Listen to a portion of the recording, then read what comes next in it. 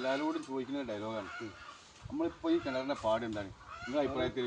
കിണർ ഉഷാറായി. നമ്മൾ വിചാരിച്ചാൽ മുന്നേ വെള്ളം കിട്ടി. ഓക്കെ. 15-16 വിചാരിച്ചത് 14 വെള്ളം കിട്ടി. അപ്പോൾ നിങ്ങൾ ഹാപ്പി അല്ലേ? ഹാപ്പിയാണ്.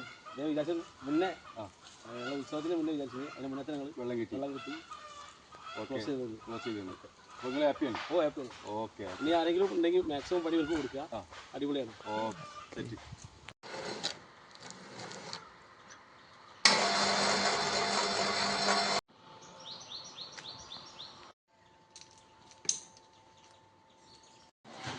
ചെറിയൊരു പാറുണ്ടായാലും വെള്ളം ഉണ്ടാവുമല്ലോ.